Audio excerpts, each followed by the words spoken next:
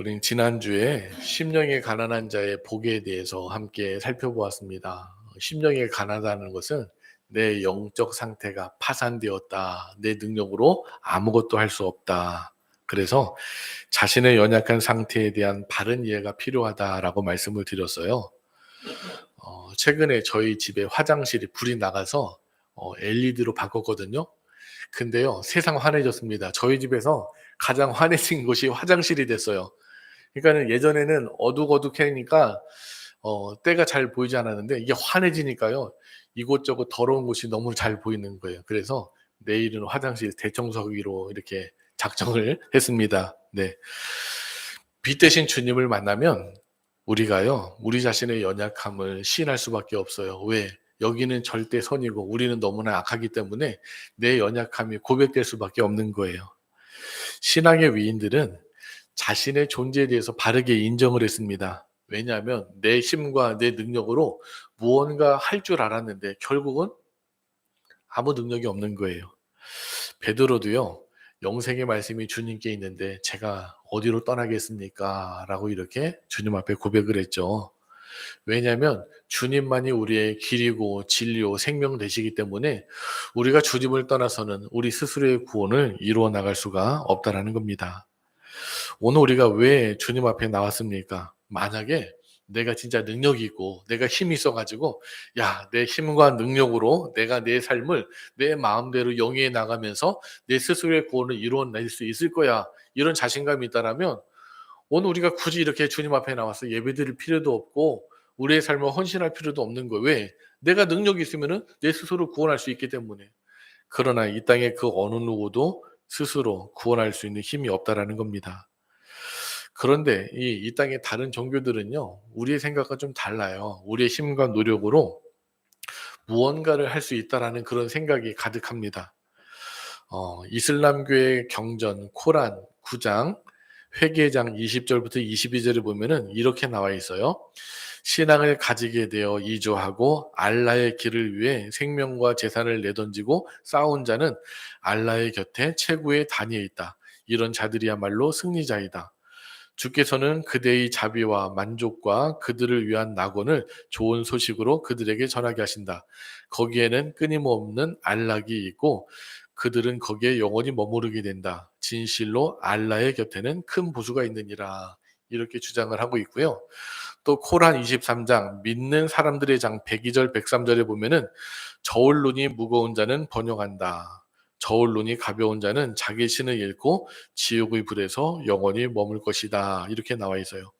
제가 이번 주에 코란을 보면서 도대체 코란에서는 사람의 구원에 대해서 어떻게 표현할까 이렇게 쭉 이제 찾아보다가 이 구절들을 찾아보게 되었는데 철저히 내 노력과 헌신으로 이루어진다라고 이렇게 코란에서는 주장되어 있더라고요. 특별히 코란 23장 102절에 보면은 저울 눈이 무거운 자는 번영한다라는 그 구절에 주 8을 달아놓고 그 밑에 뭐라고 설명을 했냐면은 현세에서 좋은 일을 하면 저울 눈이 무거운데 가벼운 자는 지옥으로 간다는 뜻이다라고 설명을 했어요. 이처럼 이슬람교에서도요, 내가 무언가를 하고 그 대가로 구원을 받는다라고 주장을 하는데, 이건 어찌 보면 우리 이성적인 사고와도 맞아떨어지는 거예요. 내가 무언가를 하면 그에 대한 보상으로 나에게 구원이 주어질 것이다. 특별히 지금 이스라엘과 지금 하마스와의 전쟁이 이루어지고 있는데, 이슬람에서는요, 알라를 위해서 자기 목숨을 바치는 자는 무조건 구원받는다. 그런 구원관이 있어요. 우리 성도님들 생각날 때마다 어서 빨리 전쟁은 멈춰야 되죠. 왜 각종 진영의 그런 이득을 위해서 이렇게 서로 전쟁하고 무고한 사람들이 많이 죽잖아요. 하마스는 그 팔레스타인 무고한 사람들 볼모로 가둬놓고 대신 방패 삼아 이렇게 수많은 사람들 지금 희생하게 되었고, 이스라엘도 물론 피해를 입었지만 또 그냥 무차별하게 그냥 그 무고한 사람들을 향해서 폭격을 하는 건 또 너무 그렇잖아요. 그래서 참 그런 모습을 볼 때마다 전쟁이 이렇게 참혹한 그 현실 속에서 이제 이스라엘이 워낙 힘이 세니까 어느 나라들도 감히 그냥 이스라엘 뭐 이렇게 감히 건들지 못하잖아요. 미국조차도 눈치만 보고 있는데 어서 빨리 전쟁 끝나도록 위해서 기도해 주시기를 부탁을 드리겠습니다. 기독교는요, 내 힘과 노력으로 우리가 구원받는다 이야기하지 않습니다. 하나님은요, 우리의 연약함을 하나님 앞에 시인하고요, 하나님께 나오는 그 자체에 관심을 갖고 계신다라는 거예요. 왜? 우리는 결국 하나님의 자녀이기 때문에. 부모와 자녀의 관계 속에서 무슨 뭐 조건이나 무슨 노력이 필요한가요? 잘나도 내 자식이고 못나도 내 자식이잖아요. 우리는요, 잘나도 하나님 자식이고요, 못나도 하나님 자식인 줄로 믿습니다. 하나님은요, 우리가 이 하나님을 그렇게 하나님으로 인정하기를 원하신다라는 거예요. 그리고 그분과의 관계가 어느 한순간에 있다가 또 끊어지고 또 한순간에 있다 끊어지고가 아니라 지속적으로 이어지기를 원하신다라는 겁니다. 그리고 애초에 이 관계는 내가 설정하고 싶어서 세운 것이 아니라 하나님이 우리를 그렇게 선택하시고 불러주셨기 때문에 우리는 하나님의 자녀가 되었다라는 거예요. 문제는 뭐냐면 사람들이 이 법칙을 어기고 자꾸 죄된 인생길로 살아가고 있다라는 겁니다. 그러니까 인생의 삶에 있어서 심령이 자꾸 상해져 가는 거예요. 그래서 주님께서 이 땅의 사람들을 부르실 때 가장 먼저 부르신 사람들이 누구예요? 심령이 가난한 자. 심령이 가난한 자는 복이 있나니 천국이 그들의 것입니다라고 이렇게 주님은 그 심령이 가난한 사람들을 초대하고 저들의 상태를 천국의 상태로 회복해 주시겠다. 그래서 하나님은 독생자를 보내신 것이고 하나님 나라를 선포케 하셨다라는 겁니다. 그런데 이 세상은요, 여전히 죄가 지배하는 세상이기 때문에 불완전한 세상입니다. 악이 지배하고 사단이 지배하기 때문에 이제 이런 악한 존재들은요, 인류의 마지막에 심판을 받을 것인데 성경은 그때를 뭐라 그러냐면 예수님께서 재림하실 때이고 또 새 하늘과 새 땅이 임할 때이다라고 이렇게 말씀하고 있습니다. 심령이 가난한 자들은요, 저들의 마음이 비워진 상태라는 것을 알기 때문에 천국의 세상을 마음에 받아들이게 돼요. 그래서 이 땅에서 천국을 소유하고 있지만 이 천국은 완벽히 이루어진 천국은 아니고 장차 마지막 때 이루어질 천국이죠. 그러니까 그 천국의 모형을 맛본 상태이기 때문에 완전한 천국을 누리는 건 아니에요. 그리고 이 땅의 현실과 이 천국을 맛본 것에 괴리감이 크기 때문에 때로는요, 내가 갖고 있는 천국과 이 세상의 삶이 너무 간격이 크다 보니까 마음 가운데 애통할 수 있다라는 겁니다. 믿음으로 살려고 몸부림치지만 현실에 맞서 가지고요, 울고 불고 할 때가 당연히 찾아오게 된다라는 겁니다. 우리가 다윗의 시편을 보면은요, 다윗은 믿음의 사람이었습니다. 그러나 그에게는요, 지속적인 어려움이 찾아옵니다. 우리가 그렇게 생각할 수가 있어요. 아니, 그렇게 믿음으로 살려고 노력을 했는데 왜 다윗에게 그렇게 어려움이 많이 찾아온 것이지? 그렇게 많은 어려움들이 왜 그에게 찾아오는 것이 그에게 과연 축복일 수 있을까? 다윗도 때때로 답답한 나머지 길이 보이지 않을 때 하나님 앞에 탄식하며 기도하기도 했습니다. 그러나 다윗은 그 중심으로 단 한 번도요, 하나님을 부정한 적이 없다라는 겁니다. 다만 다윗은 그 하나님께 애통하면서 기도했다라는 것이죠. 주님은 이렇게 하나님께 애통하는 자에게 복이 있다라고 하십니다. 그러나 하나님이 금하신 게 있어요. 원망하지는 말아라. 탄식은 하되 원망을 하지 말아라. 애통과 원망은요, 비슷한 것 같지만 아주 다른 것입니다. 존 오트버거 목사님이 쓰는 관계 훈련이라는 책을 보면은 이 둘의 차이를 이렇게 설명을 하고 있어요. 하나님은 탄식을 명하시고 원망은 금하셨다. 그렇다면 이 탄식과 원망의 차이가 무엇일까요? 탄식은요, 하나님께 불평하는 거예요. 그지만 원망은 하나님 자체에 대해서 원망하는 거예요. 이게 뭐냐면 탄식은 하나님 면전에서 하나님 저 이렇습니다라고 고백하는 그런 원망이 될 면전에서 하나님께 불평하는 것이 될 수 있겠죠. 그렇지만 원망은 하나님 등 뒤에서 하나님을 비방하고 욕하는 거예요. 우리가 성경에 보면은 많은 고통 가운데 탄식하며 애통해하며 눈물을 흘리는 사람들의 이야기가 등장하는 걸 보게 됩니다. 근데요, 성경을 한번 보세요. 그들의 결과는요, 다 하나님께서 그 삶을 복으로 바꿔 주셨던 것을 우리는 목격하게 됩니다.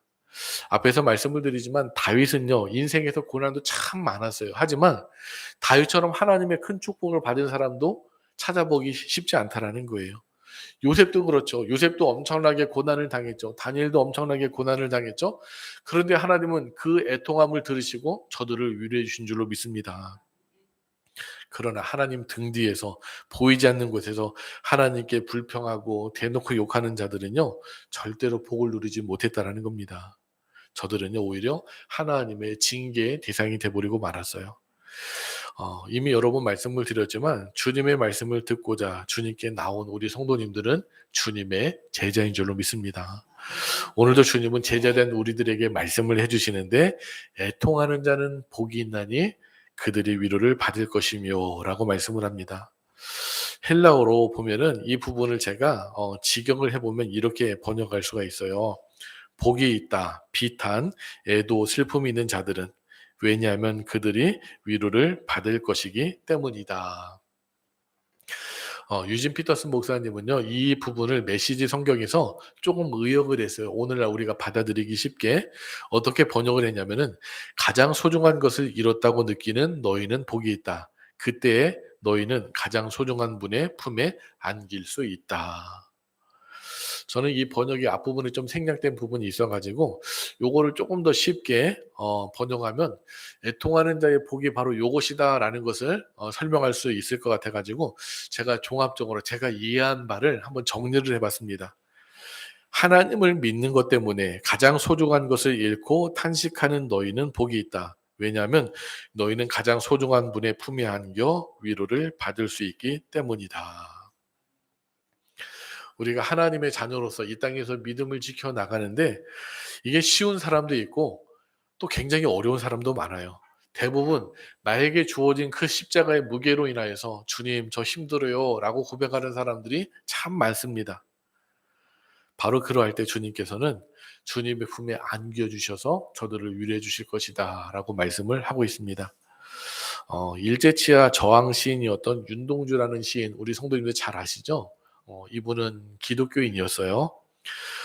이분의 시를 보면은 기독교적인 색채가 여러 가지 뛰어납니다. 근데 이분의 시 중에 팔복이라는 시가 있더라고요. 그래서 눈여겨보며 오늘 우리 성도님들에게 소개를 해주려고 하는데 팔복, 마태복음 5장 3절부터 12절 해가지고 다음과 같이 기록했습니다. 저거는 윤동주 시인이 직접 쓴 그런 시예요. 슬퍼하는 자는 복이 있나니 슬퍼하는 자는 복이 있나니 슬퍼하는 자는 복이 있나니 슬퍼하는 자는 복이 있나니 슬퍼하는 자는 복이 있나니 슬퍼하는 자는 복이 있나니 슬퍼하는 자는 복이 있나니 슬퍼하는 자는 복이 있나니 저희가 영원히 슬플 것이요. 우리가 마태복음 5장 3절부터 12절 말씀과는 완전히 다른 말씀이죠. 그래서 도대체 이 시가 무슨 시인가 저는 참 이해하기 어려워가지고요. 여러 해석들을 보았어요. 해석들을 보니까 정말 다양한 해석들이 있더라고요. 그런데 그분 그 여러 가지 해석 중에 한 분이 좀 제가 이해할 만한 그런 해석을 해놨는데 어떤 해석을 했냐면은 이는 이 땅의 슬픔을 참고 인내하는 것만으로 영생이 보장되고 천국이 보장되는 것이 아니라는 것을 깨달음에서 비롯된 시이다라는 이런 해석을 내놨는데요. 제가 윤동주 시인이 아니기 때문에 어떤 의미로 이 시를 기록했는지는 정확히 제가 그 의도는 모르겠습니다. 그런데 신학적으로 보면 이 부분이 맞는 것 같기도 해요. 원칙적으로 이제 팔복에서 말하는 것은요, 우리가 이 세상에서 고통받는 것, 어려워서 탄식해서 슬퍼하는 것, 그 자체로 위로받는 게 아니라는 거예요. 단순히 세상의 그런 슬픔과 어려움 때문에 위로받는 게 아니라는 겁니다. 주님을 믿는 것 때문에, 천국 백성 되는 것 때문에 우리가 어려움을 당하고 슬픔을 겪는 것, 그것은 그만큼 가치가 있고 거기에 주님께서 주시는 위로를 경험할 수가 있다. 우리가 세상의 것으로 슬퍼하고 어려운 것들 그런 것으로 인해서 우리가 위로받는 건 세상의 것으로 머물지만 하늘의 것은 단순히 이 세상의 것만 그런 것이 아니라 주님을 따르고 믿는 그 자들의 그 어려움을 주님 앞에 고백하게 될 때 결국 하나님께서는 이 모든 것들을 당신의 품에 위로해 주실 것이다. 물론 저는 이 둘을 칼로 나눠도 정확히 나누기는 뭐 쉽지도 않고 우리가 믿음 생활하면서 다가오는 많은 문제이기 때문에 이걸 굳이 뭐 나눌 필요는 없다라고 생각을 합니다. 다만 이 윤동주 시인 같은 경우는요. 신앙인으로서 일제 강점기 시대를 살면서 참 많은 그런 내적인 고민이 있었던 것 같아요. 그래서 이분의 십자가라는 시도 있거든요. 이 시도 신앙인으로서 또 지식인으로서 자신의 그런 갈등에 대한 그런 고백을 했는데 제가 이 시도 한번 읽어보겠습니다. 쫓아오는 햇빛인데 지금 교회당 꼭대기 십자가에 걸리었습니다. 첨탑이 저렇게도 높은데 어떻게 올라갈 수 있을까요? 종소리도 들려오지 않는데 휘파람이나 불며 서성거리다가 괴로웠던 사나이 행복한 예수 그리스도에게처럼 십자가가 허락된다면 모가지를 들이우고 꽃처럼 피어나는 피를 어두워가는 하늘 밑에 조용히 흘리겠습니다. 내적인 고민도 있고 그 옆에 보면은 제가 조그맣게 잘 보이시지 않죠? 어떤 이제 국어 선생님이 이 시를 분석을 해 놓은 거더라고요. 그런데 분석을 잘 해 놨습니다. 그래서 그냥 제가 그냥 보이진 않지만 이제 옆에 그림으로 해 놨는데 신앙인이 그 예수님을 바라보면서 여기 보면은 행복한 예수 그리스도에게처럼 십자가가 허락된다면 예수님이 십자가에서 행복한 이유는 무엇인가요? 내가 비록 십자가에서 죽지만 내가 죽음으로 이 땅에 많은 사람이 살 수 있기 때문에 예수님은 행복하다는 거예요. 근데 그 앞에 괴로웠던 사나이는 윤동주 자신을 의미합니다. 그런 괴로웠던 자신이 예수님을 바라보니까 이제 나도 모가지를 들이우고 꽃처럼 피어나는 피를 어두워가는 하늘 밑에 조용히 흘릴 수 있도록 하겠습니다라고 다짐하는 그런 모습으로 나가고 있다라는 겁니다. 그래서 저는 이 윤동주의 팔복을 이해하기 위해서는 이 십자가라는 시를 함께 보면 이해하기 쉽겠구나라는 생각을 해보게 되었어요. 애통하는 자는요, 자기 십자가를 지고 주님을 따르다가 겪는 그 고난을 겪으면서 눈물을 흘리는 자를 의미합니다. 주님께서 이들에게 분명하게 약속하십니다. 내가 너희를 위로해 줄 거다. 제가 저번에도 한번 말씀을 드린 것 같은데 이용규 선교사님의 기대라는 책이 있어요. 제가 이 애통하는 자의 복에 대한 그 말씀을 준비하면서 이 책을 다시 한번 읽어보면 좋겠다 싶어가지고 이 책을 꺼내 들고 다시 한번 읽게 되었습니다. 왜냐하면 이분의 삶이 애통하는 삶을 살았거든요. 그래서 이분의 삶을 나누면 좋겠다 싶어가지고요. 제가 이 기대라는 책 속에서 이분이 간증한 내용을 우리 성도님들에게 함께 나누려고 합니다. 이분은요, 서울대학교 학사 또 석사까지 거치고 또 하버드 대학교에서 박사학위를 받았어요. 이제 충분히 우리나라에 돌아와서 자기의 삶을 누릴 만도 한데 하나님은 이분의 모든 걸 내려놓게 하시고 몽골에 가서 선교사로 사역을 하게 하셨습니다. 그래서 몽골에서 이레교회를 세우고 또 몽골의 크리스천 대학인 몽골 국제대학교를 세웠어요. 그래서 그곳에서 칭기즈칸 연구소 소장 겸 대학 교수로서 이제 몽골 제국사를 강의하면서 몽골에서 이제 선교 사역을 감당했습니다. 그러다가 이제 안식년이 되어서 미국에 가기 전에 인도네시아를 잠깐 들렸대요. 그런데 이 인도네시아 이 자카르타 연합교회에서 이제 사역을 요청을 받은 거예요. 이곳에서도 좀 대학을 세워서 선교 센터를 한번 좀 만들었으면 좋겠다. 그래서 이분이 안식년을 통해서 몇 달 동안 기도를 했는데 하나님께서 여러 차례 확증을 주시고 그 땅에 들어가도록 인도를 해주신 거예요. 그런데 이렇게 분명히 하나님의 뜻이고 또 이제 몽골 사역도 경험을 했기 때문에 인도네시아 사역도 잘 될 거라고 생각을 했던 것 같아요. 그런데 처음에 기대와는 달리 모든 상황이 전개되는 과정이 너무나 당혹스럽고 거듭 몰려오는 파도 때문에 너무너무 허우적대는 그런 모습이 이어지는 거예요. 게다가 이용규 선교사님을 따라서 4명의 가정이 헌신하겠다라고 해가지고 국내에서 뭐 다 뭐 의사고 뭐 이렇게 교수고 했던 그런 분들이 선교사로서 같이 동참을 하는 그 4가정이 있었는데 이분들은 뭐 자기들의 부와 지위를 다 포기하고 평신도 선교사로 온 분인데 평신도다 보니까 이렇게 어디 지원을 받는 게 좀 어렵잖아요. 그러니까 이 부분을 다 이제 이용규 선교사님이 책임을 져야 됐는데 쉽지 않았던 것 같습니다. 그리고 이 프로젝트의 시작은 자카르타 연합교회 제안으로부터였는데 근데 당시에 인도네시아에서는요. 향후 2년간 대학 설립은 완전히 금한다라는 그런 법령이 선포되었대요. 그래서 막상 갔는데 대학교를 설립을 할 수가 없는 거예요. 그러니까 우리나라처럼 행정도 일사천리로 이루어지는 것도 아니고 심사 과정도 복잡하고 소요되는 시간도 한없이 기다려야 되고 또 그러다 보니까 돈도 많이 들고 더 나아가서 인도네시아의 공직자들의 부정부패가 심해가지고요. 허가권을 가지고 있는 공무원들은요. 내가 원하는 뒷돈을 받기 전까지는 상대방의 진을 완전히 빼놓는 그런 아주 옛날 그런 방식으로 일을 한다는 겁니다.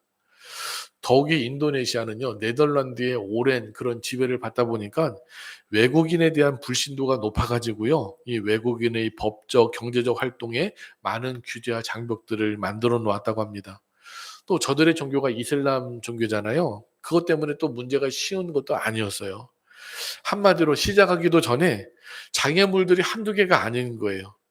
그래도 감사한 것은 이 자카르타 연합교회에서 5헥타르나 되는 거대한 그 땅을 제공해 주었고, 또 교회를 위한 재정적인 어느 정도 돈도 기증을 해 주었고, 사무실과 차량을 지원을 해 주었다고 합니다. 그래서 초기 기틀을 잘 이제 세워 나갈 수가 있었습니다. 어, 넘겨보세요. 그래서 결국 만들어진 대학교가 저 대학교예요. 그런데 지금은 저렇게 잘 세워졌지만 저 대학교가 세워지기 위해서는 엄청난 많은 어려움이 있었다라는 겁니다. 그래서 이은규 선교사님은 말 그대로 자신에게는 모든 상황이 불가능해 보였다라고 이렇게 고백을 하더라고요. 그래서 스스로 해낼 수 없기 때문에 그저 하나님의 공급하신만을 구하며 구체적인 기약도 없이 기다릴 수밖에 없었다라는 겁니다. 그런데 그 가운데 2011년 우리나라에 와서 종합검진을 받았는데 췌장에서 혹이 발견된 거예요. 굉장히 큰 혹이 발견됐습니다. 그래서 이거를 가만두면 췌장암은 가장 위험한 암이잖아요. 암으로 발전될 수 있기 때문에 이거를 떼어내야 되는 수술을 받아야 됐습니다. 그래서 췌장의 3분의 1을 떼어냈고 비장을 제거하는 수술을 받아야 됐습니다. 그래서 2012년 12월 인도네시아에 온 지 4개월 만에 한국에 가서 수술을 이제 받게 되는데, 이 몽골에서 선교 사역을 할 때 이제 고려대학교 이제 박관태 교수라는 분도 어느 정도 몇 년 동안 와가지고 선교 사역을 같이 진행을 했거든요. 이분은 뭐 탁월한 외과 의사고 뭐 췌장 그 이식도 했던 우리나라에 최초로 성공을 했던 그런 분이기 때문에 당시 고대 안암병원에서 외과 과장으로 근무를 하고 있어서 이분에게 이제 수술을 받기로 이제 이야기를 했다고 합니다. 그래서 이분에게 이제 수술을 받는데 성공적으로 수술은 이루어졌어요. 근데 나중에 이야기 들어보니까 이 박한태 선생도 여러 날 새벽 동안에 새벽 예배에 나가가지고요. 내가 이용규 선교사님 수술할 텐데 하나님 저에게 좀 지혜 좀 주셔가지고 수술 좀 잘할 수 있도록 도와주세요라고 이렇게 기도를 했다라는 거예요. 그래서 수술은 잘 됐습니다. 그런데요, 회복이 안 되는 거예요. 원인 모를 고열이 찾아왔고 한동안 열이 잡히지 않아 가지고요. 너무너무 고통스러운 시간을 보내고 그러다가 폐렴까지 와가지고 몸에 여러 곳에 구멍을 뚫어가지고 관을 연결해서 이제 뭐 불순물을 빼내야 되는 그런 일이 찾아오게 되는 거예요. 그래서 밤마다 여러 관을 이제 꽂은 상태로 고열과 싸우면서 이분이 이런 생각을 했대요. 하나님의 손이 함께 하시는데 왜 이렇게 나는 고통스러운 것일까라고 이렇게 생각을 하게 되었다는 겁니다. 그러다가 이제 5일간 이제 금식을 하고 겨우 이제 식사를 할 수가 있었는데 이제 몸에 꽂아둔 관은 당분간은 뺄 수가 없는 상태였대요. 그런 상태로 이제 퇴원을 한 거예요. 근데 이미 이분이 뭐 우리나라에 오니까 이곳저곳 교회에서 초청을 했죠. 여러 교회에서 이제 와서 설교 좀 해달라고 그런 약속이 주어졌던 것 같아요. 그래서 수술하고 이제 퇴원한 다음 날 12월 30일 한 교회 송구 영신 예배에 가가지고 제대로 설 수도 없어가지고 의자에 앉아가지고 말씀을 전하고 이렇게 했다고 합니다. 근데 우리가 이렇게 치료 받았으면 잘 휴식하는 게 중요한데 너무 일정이 많다 보니까요. 이분이 그날 밤 심한 복통과 고열에 시달려 가지고 새해 첫날 다시금 응급실에 이제 실려가게 되었습니다. 가보니까 수술 후에 이 열 처리를 하는데 그 열 처리 과정에서 손상을 입은 췌장의 관이 두 군데나 구멍이 뚫려 가지고요. 췌장액이 새어 나오는 거예요. 근데 이 췌장액은 굉장한 산성이라고 합니다. 그래서 장기들을 다 녹인대요. 그래서 이 안에서 이 췌장이 새다 보니까 장기들이 이제 상하게 되고 염증이 생기게 되고 그래 가지고 갑자기 고열과 복통이 일어나게 되는 거예요. 그래서 의료진도 깜짝 놀랐다고 합니다. 보통 이 췌장액은요, 수술한 다음 바로 샌대요. 근데 이게 퇴원한 다음에 한참 지난 다음에 새는 것은 사실은 어려운 일인데, 그래서 이 일이 도대체 무슨 일일까? 의사들도 한 번도 경험해 본 일이 없기 때문에 적잖이 당황했다라는 그런 이야기를 했다고 합니다. 그런데 만약에 이 상태에서 재수술을 하게 된다면 평생 췌장에 관을 꽂고 살아야 된대요. 그래서 이 박한태 선생이 1년 후에 이제 방송에 나와 가지고 이 문제 때문에 굉장히 큰 염려를 했다라는 그런 고백을 했다고 하는데, 이 상황 속에서 이은규 선교사님은요 이렇게 고백을 합니다. 하나님, 당신의 손이 저와 함께 하신다는 말씀이 진짜인가요? 아니면 제가 잘못 유추한 건가요? 이 상황에서 제게 무엇을 원하시나요?